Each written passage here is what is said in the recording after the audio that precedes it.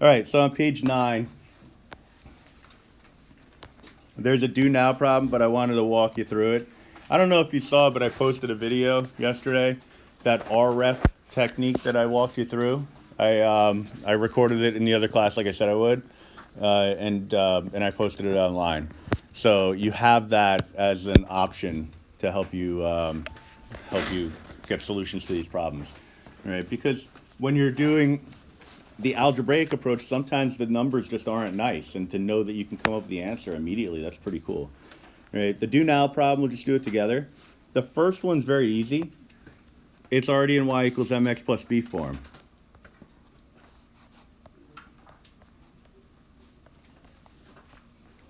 All right, so the m value, I'll keep it red actually. M is 1/3, b is 1. So slope, y-intercept.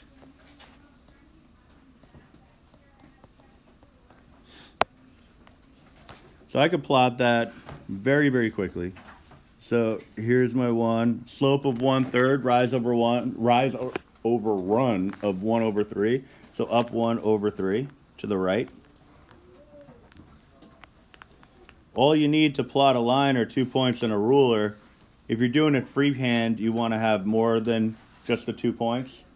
All right, so I'll just chuck in a bunch till I use up all the space.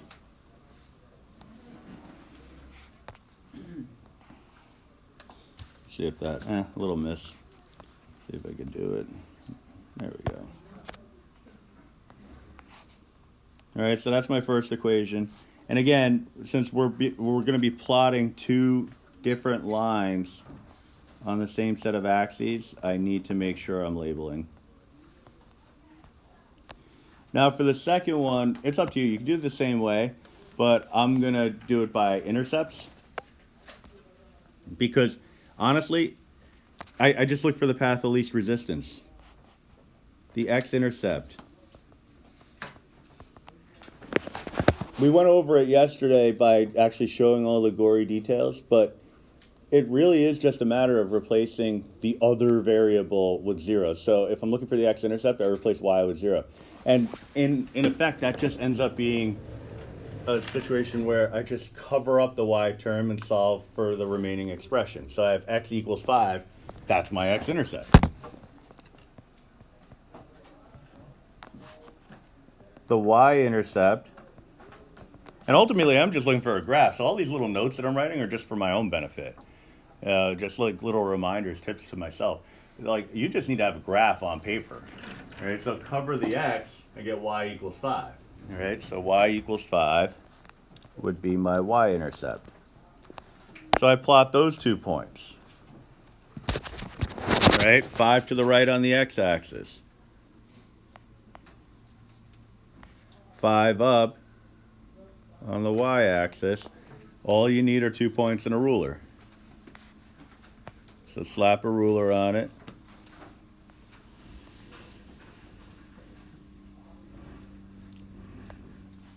Label it up. X plus y equals 5. And indicate the intersection. So my intersection here, it seems to be at 2, 3.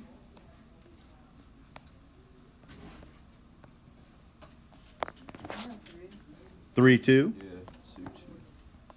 Got it backwards. All right, so my final answer, xy, such that x equals 3 and y equals 2.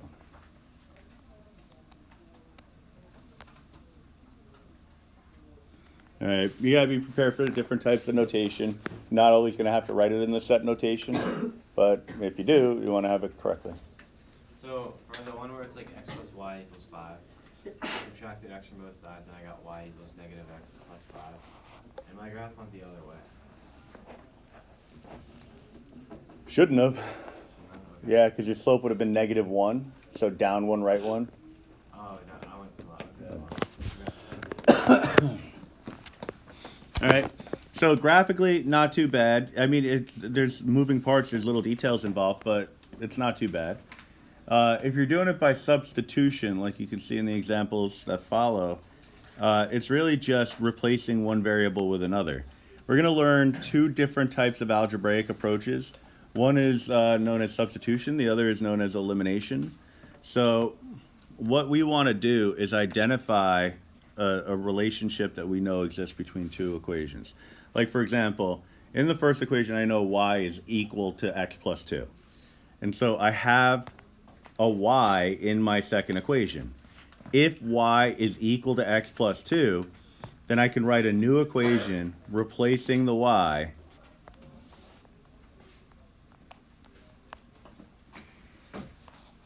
with the x plus 2, right? Because that's what y is. Y is that x plus 2. I'm just going to do a quick substitution, all right? So x plus 2.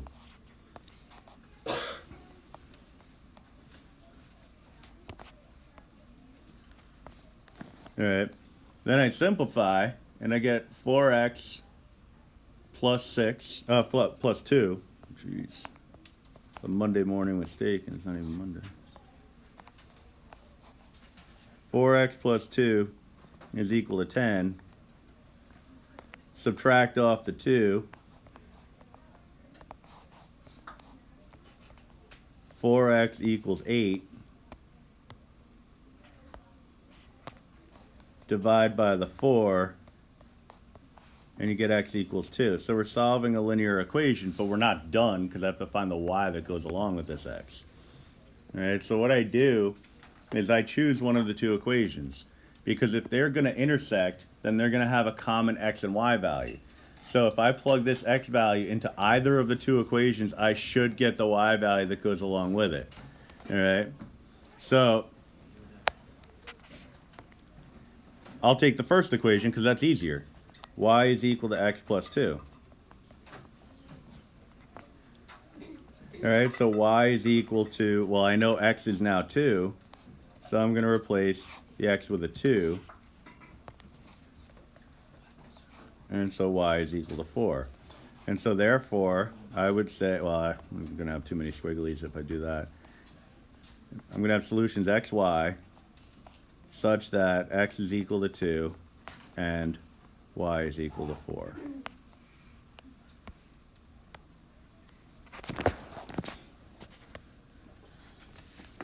All right, so yeah, that's it. Now, how do you check that? Well, we have a couple of different ways.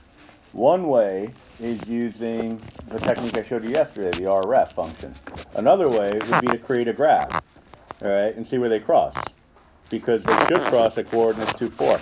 Now, you might run into a problem with that, the graphing approach, because let's say the intersection is -17/4 comma pi over 2, right? Not the kind of thing that you want to actually try to fish out of a graph, right? So maybe you try the ref technique, right? In order to do that, you just have to move some things around. You'd write it as -x plus y equals 2. You get the 3x plus y equals 10. We'd write a matrix out of that based on just the coefficients, -1, 1, 2, 3, 1, 10. And then we perform the ref function, all right? So let me get my cal. Yeah, that was weird. Never saw that before. All right, so second matrix, edit, option A. We type in the matrix, which is a 2 by 3. So 2 by 3 matrix. Type in the information.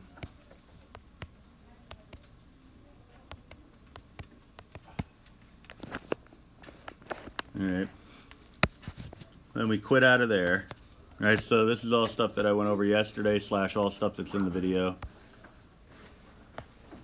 So it's the kind of thing where you either decided you liked it yesterday or you didn't. So you're a little more familiar with it now or you're not. But second inverse math, you go to RF, and then just type in the matrix A.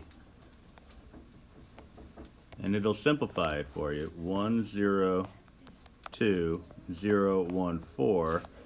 And we learned yesterday that that first entry represents the X value. That second entry represents the Y value. All right, now maybe you weren't hooked on this approach yesterday, but, and again, it's not a replacement for the work that you'd have to do if a question asked you to do it using substitution. You have to do it the way the question asks you in the problem. But look what I had to do here through the algebraic approach, all this work to get my answer. Or I could just strip it down to the coefficients and perform an RF and get my answers immediately. So thinking in terms of a multiple choice question, or 10 of them. Yeah, like what do you want to do? You know, you want to do this algebra, this unnecessary algebra 10 times to come up with the same answer you can get in 30 seconds? I think I know the answer to that, so I don't need to do a poll or anything along those lines. But that's really all there is to it, right? So, you know, you may not like it, you may not want to do it, but you need to come up with a way for you to come up with these answers quickly, all right? So not necessarily this technique, but you have to have a method that's going to allow you to get the job done quickly. Now, if you can do the algebra quickly, then that's fine. But you're thinking in multiple choice and regions, you don't want to get bogged down with unnecessary work because multiple choice does not require any work, right? So your responsibility to use a graphical approach to support your answer, that's perfectly all right. Now, you just kind of play this out on a test. Let's say you want to have an idea of what the answer is going into the problem. Maybe you do it graphically so that when you do it algebraically, you already know what the answer is. You know what you're aiming for, right? But in this case, I have y minus x equals 4, 2x plus 3y is equal to 27. What I want to do is I want to substitute one equation into the other. All right, so what I'm going to do is I'm going to grab the easier of the two equations. Y minus x equals 4.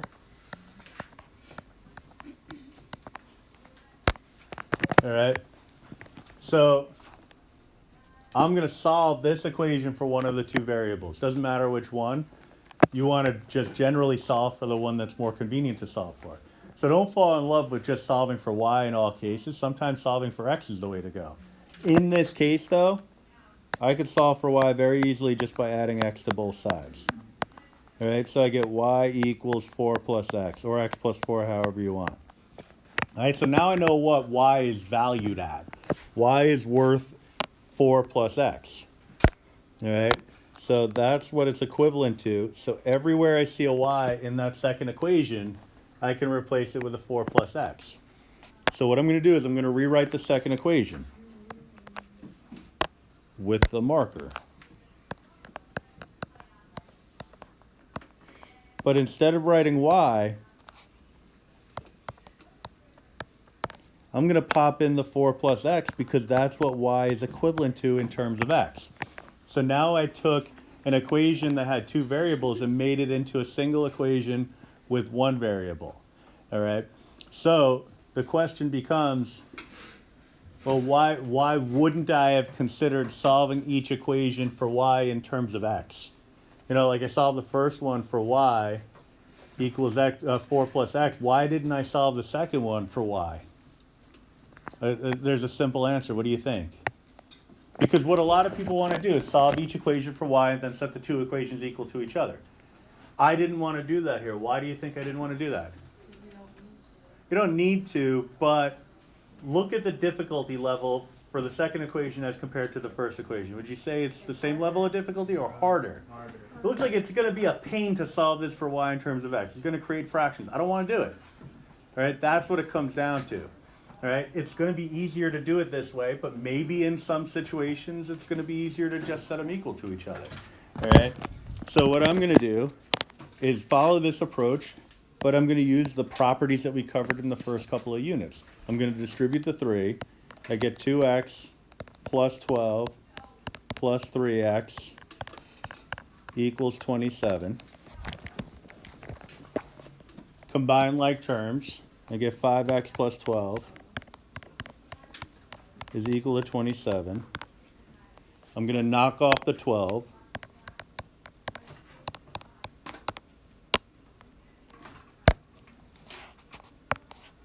And I'm going to get 5x is equal to 15.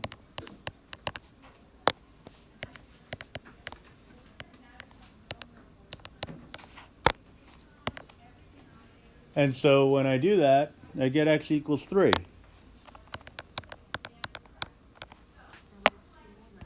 Now we have to do more math, but not difficult math, because I just got to figure out what y is equal to. Well, I have a statement right here that says y is equal to 4 plus x.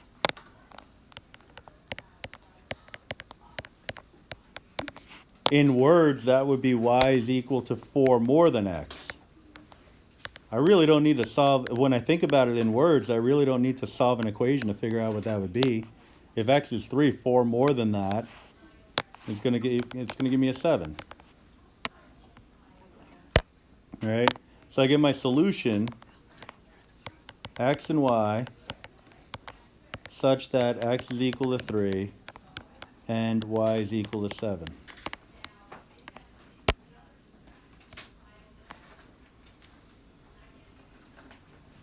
All right? So that's one approach that you could use. There's another type of algebraic approach that you're going to be responsible for. We're not there yet. We'll learn that tomorrow. But that's the substitution approach. That's all we have to really worry about. Now, I do want to check this on the calculator. I'm going to use the technique that we covered yesterday. Oh, yeah. All right. So, again, this is an optional technique, but as a way of checking your work, or as a way of getting the answer without having to do any of this work, we can just kind of jump right to it. Hello?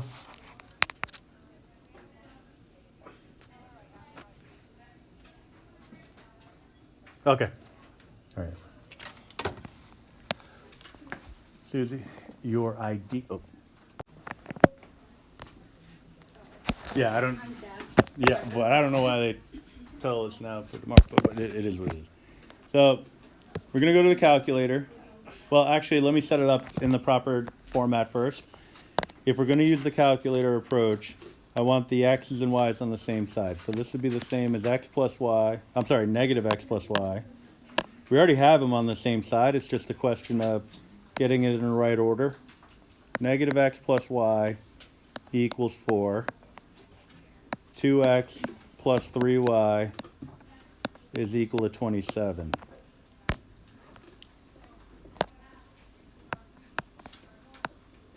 Strip it down to just the coefficients.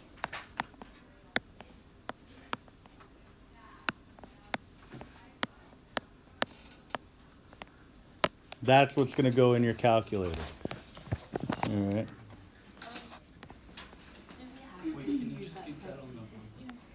Folks, can anybody else answer that question? Because I feel like I've answered it a few times already. What was the question? What's that? Oh, come on.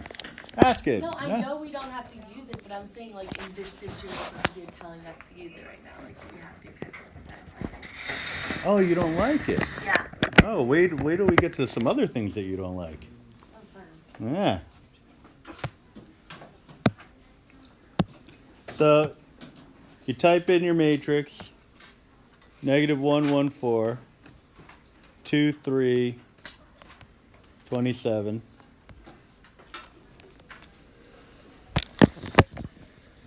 All right. So we stripped it down to just the coefficients, and now what we're going to do is just apply that funky technique of putting it into the RREF form. And again, what RREF stands for is not overly important right now, but fun fact, I mentioned it yesterday, it stands for reduced row echelon form. You could think of the two R's as meaning row reduction, which just is telling us that we're just trying to find a more simple form of these coefficients. Wyatt. So this one made a preset one. Do we have to make a new one? No, because you could just overwrite the values that are in there. All right, because we're only working with 2 by 3 in terms of the coefficients in every single situation. So this is set for us. We're good to go. The numbers will vary, but we're good to go in terms of the setup. So then we quit out of there. We follow the process of going back into the matrix, but we select math. Select the one that says RF. And then we just got to tell it what the matrix is. So in that case, it's matrix A. So under names, it's matrix A. And it'll give us the simplified form of the matrix. So 1, 0, 3, 0, 1, 7. And these values, as we know from solving it, we did all the algebra to figure out that these values were X and Y. So we basically either, depends on the situation, we either confirmed that these values are correct, or we just answered a multiple choice question on a test without doing any of this. All right, so really just think about just the writing of it. So whether you like the process or not, think about what you had to do time-wise in order to come up with this solution. Multiple choice question on a test. You can either do all this stuff out, or you can find the graph, just like we did in the do now, and come up with the intersection. Or you could do a couple of quick steps in your calculator and come up with the answer, boom, boom. Go right for the multiple choice and be done with it, right? So you're taking, I mean, even if you do this quickly, you're still talking about a few minutes of work, all right? So let's say 3 minutes. Here, if you know what keys to hit, like if you have that muscle memory, maybe 45 seconds. All right, so you're doing it in a quarter of the time. All right, so I mean that's pretty nifty. Now project that out to 10 multiple choice questions. If you had to do 10 multiple choice questions all by hand, 3 minutes a pop, that's 30 minutes of your test already. All right, as opposed to a quarter of that amount of time, 7.5 minutes. All right, just to type stuff in. I think the answer there is obvious. So you use the RF thing, like the matrix, but then what does the 3 and the 7 mean? 3 is the X, 7 is the Y. So it's actually giving us, when we went through all this and solved for X and solved for Y, it just flat out told us those values right off the bat. Oh, okay. All right, so it's definitely a nifty approach. And, you know, like, we're not there, and it's not something that you'll get to in this course. If you take GAP or once you get to pre-calc, you'll do this. But X and Y, 2 variables. What if you have 3 variables, 4 variables? What if you have, instead of 2 equations, 3 equations, 4 equations? 5 equations with 5 variables. That's something in pre-calc or GAP. It's no more difficult using this technique for no matter what the dimensions are. But the algebra, I'll tell you right now, if you have 4 equations with 4 variables, you're going to use like 3 pages of notebook paper in order to come up with the algebraic solution. All right? It's not pretty. But to know that you can get the answer, boom, without doing any work whatsoever, except for stripping it down to the proper form, getting the coefficients, that's pretty sweet. All right? So your responsibility